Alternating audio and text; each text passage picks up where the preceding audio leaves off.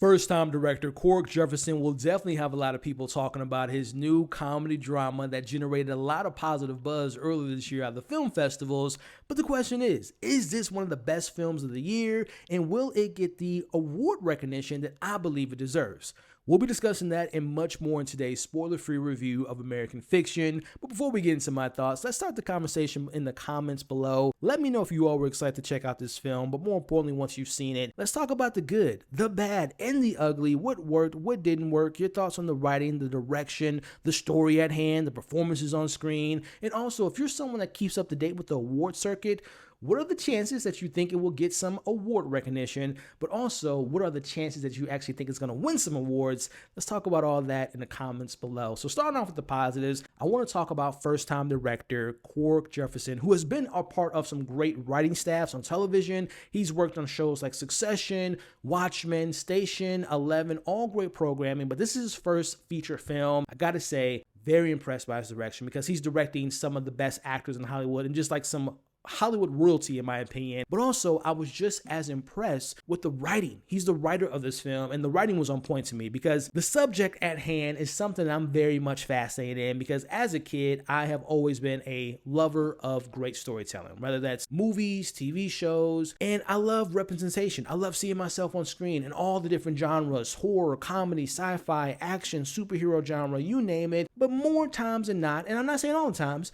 but more times than not, most of the representation that I see myself on screen, it involves stereotypes within the Black culture, right? It's Black trauma, it's crime, it's racism, it's slavery, etc. And it's like, we're more than those stories. And don't get me wrong, there are some great stories to be told within hidden stories, unknown stories, but I love seeing us in all types of genres. So, and also this brings up the conversation I always love having as far as the titans in the industry, right? There's so many different people that has opened the door for people, but I think of people like Tyler Perry and Spike Lee, who have just opened the door for so many different people and opened up so many different careers, but they handle their stories differently, right? Some may say Tyler Perry is pandering to an audience. Some might say, Spike Lee shoves messages down your throat or whatnot, but I'm such a fan of both of them in many different ways, but it just brings up the topic at hand, which this film is actually tackling as we follow our main character who goes by the name of Monk, and he has to question changing who he is as a person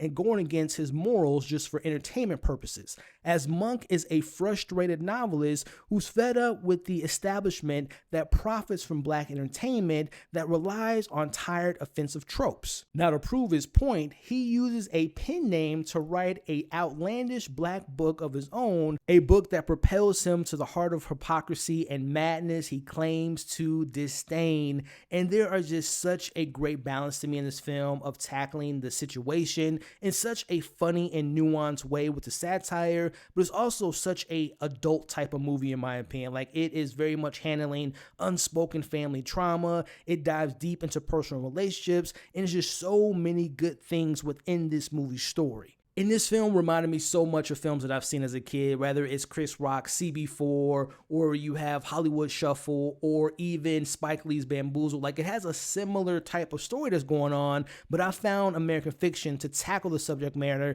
with a little bit more seriousness and a little bit more of a grounded approach to what was going on. But also, not only from a writing standpoint do we get these great type of conversations, dialogue going, but the performances in this film is nothing short of just incredible. I mean, we have legendary actors and people in the Hollywood sphere that I deem to just be excellent. You have the likes of Myra Taylor, Leslie Uggams, to John Ortiz, Issa Rae, Tracee Ellis Ross. You have Erika Alexander. We even have Keith David in this film. Like, this is one of my favorite ensemble casts. Like, even if someone was on screen for like 2 or 3 scenes or was the lead of the movie, everyone in this film really brought their A game, which I really appreciated. But speaking of A game, let's talk about the standouts. Starting off with Jeffrey Wright, who is just an incredible talent. Every time I see him on screen, he always brings something new to the screen. I think he's one of the most, in my opinion, one of the most underrated actors of his generation. He's been acting for over 30 years. And it's so funny because the first time I saw Jeffrey Wright in a movie was in 2000 Shaft. And if you've seen that film, he is definitely playing to a stereotype, but he's just such a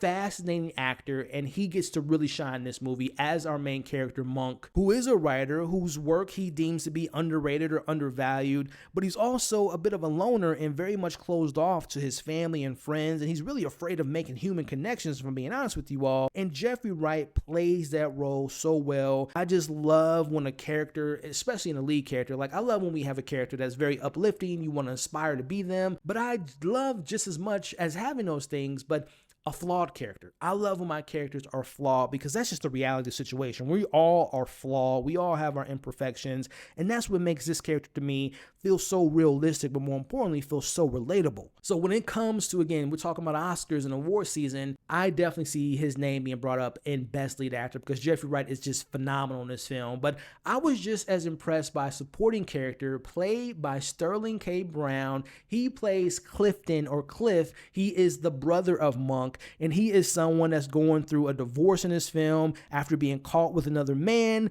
and he finally gets the chance to live his true life, to really be himself, and he's kind of making up for lost time. And I love what we get with Sterling K. Brown. He's such a great actor. He's I'm living in St. Louis. I know he was, he's a St. Louisan, so I love him as an actor. I don't really get to see Sterling K. Brown in these type of roles as kind of bringing not only the more comedic side to the film, like he brings in some of the best laughs, but he also has the thing that I know him for, which is dramatic moments. He has some of the most heart-wrenching moments, these scenes with his brother that they have, these heart-to-heart scenes. I just love Sterling K. Brown. Like he, to me, was the scene stealer in this film. Like he is fantastic in this movie. Now, transitioning into some of my criticisms that I have with the film, I mentioned briefly that it has a bit of family drama going on, and while I enjoyed the performances given on screen, I did feel like some of the family dramatic elements of this film were a little bit undercooked. And what I mean by that is mostly in the middle of the film where I feel like it kind of dragged in the pacing, and that's when the film focuses on this aspect of Monk's family, him dealing with his father, him dealing with his mother's health, and then mixing in this unexpected death very early on in the film. I just feel like those scenes didn't have enough payoff to me. Like I wanted a more of a resolve to certain things that's going on within those family dramatic elements, because again, great acting, but I just wish they were more fleshed out, and again, I wish they had a better payoff to when we get in this movie. I think of Monk's relationship with Erika Alexander, who to me, I love Black Love. I see them on screen. They have some really good chemistry, but the way their relationship kind of comes to a certain moment, it's just like, what happened to this relationship? Like it never really gave closure. It's like loose ends that I wish were kind of filled up a little bit better in this movie. Another thing that comes to mind is I love seeing healthy Black love on screen, and there's a romance going on in this film involving Monk and his maid that he had, or his dad hired at one point, and her kind of rekindling a relationship with a security guard. And I love Myra. She's such a great actress. And that storyline, again, is beautiful to see, seeing that kind of finding love at an older age. I love all that stuff. But the actual plot and that actual relationship didn't really have that much going on, in my personal opinion. Yes, it was sweet. It felt good, but I feel like that screen time could have been spent elsewhere in the story. Like, to me, it only seemed to be important to the story to bring characters to a particular location at a certain point in the film versus like actually having like an impact on the story and character development and story development. So again, I love those actors. I love Black love. I love seeing that relationship, but it didn't really serve a purpose to the overarching theme and what was going on in the main narrative. And then last thing I want to mention, the film to me could have pushed a little bit further with the topic at hand, especially involving compromising oneself for entertainment purposes. And a perfect example to me, once you all see the film, you know what I'm talking about. There is the Issa Rae character, who is someone that has written a book, who is very much playing and leaning into the stereotypes of Black culture, and the book is selling high numbers. And Monk's a bit jealous, but he's also like, you as a person are the bottom of the trash. Like, you're feeding into the idea of like white guilt and people attaching themselves to these Black type of traumas and these Black stereotypes. So throughout the whole movie, Monk isn't a fan of Issa Rae's character, but then they have to come together and work together. And as they're working together, Monk's like, oh, well, you're not the person I thought you were. And they have this moment when they're talking to each other, and the conversation is exactly what the film's about, which is compromising your morals, compromising who you are as a person to make $1, right? And I love the conversation, the back and forth. They're both making great points, but then the scene felt like it was cut short by a white character that walks in. But I wish we could elaborate on that relationship more, that conversation more. So I just wish that the film would have maybe pushed the boundaries, the conversation just a little bit further involving the topic that we have at hand. So those are my main pros. Those are my criticisms before I give you all my overall thoughts and give you my score and let you know if I think it's going to maybe get some nominations. If you stuck around to this point in the review, I want to take this moment to thank you all. If you haven't already, consider hitting the like button, sharing today's review, sharing your thoughts in the comments, and also consider subscribing to the channel.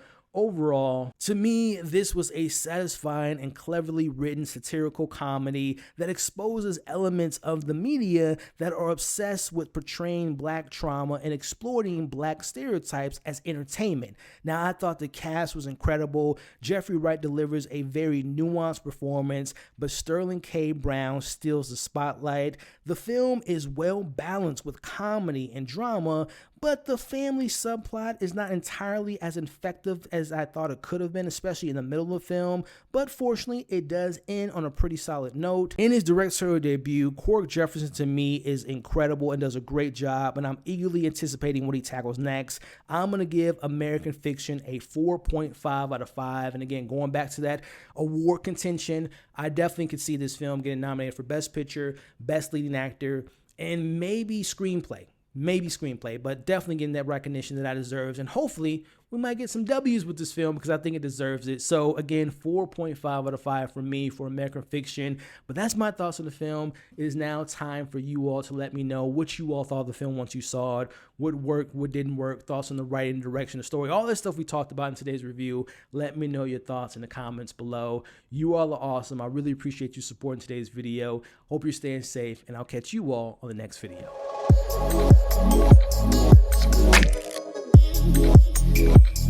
Yeah.